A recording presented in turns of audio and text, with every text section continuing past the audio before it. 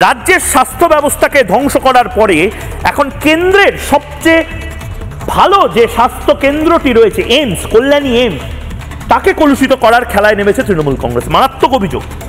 যারা মিস করে গেছেন এই ব্রেকিং নিউজটা তাদের জন্য। মমতা বন্দ্যোপাধ্যায়ের যে ফেক নিউজ আমি লাগাতার ফ্যাক্ট চেক করছি, এবার সমস্ত কিছুর সীমা পরিসীমা ছাড়িয়ে গেছেন। মমতা বন্দ্যোপাধ্যায় বলছেন কল্যাণী এইমস, সেখানে নাকি এনআরসির সার্ভে হচ্ছে। মারাত্মক মিথ্যাচার। মনোরোগের নামে এনআরসির ফর্ম ফিল আপ করানো হচ্ছে নাকি সেখানে। কল্যাণী এইমস নিয়ে মারাত্মক মিথ্যাচার, ফেক নিউজ ছড়াচ্ছেন মমতা বন্দ্যোপাধ্যায়।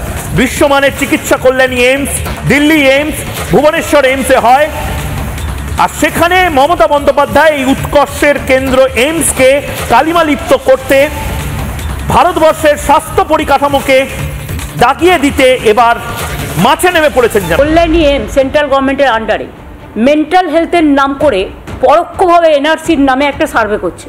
যদি আপনাদের কাছে কোনো বাড়িতে কোনো ব্যাপারে সার্ভে করতে যায়, তাহলে আপনারা স্টেট গভর্নমেন্টের কাছে কোয়ারি করে জেনে নেবেন।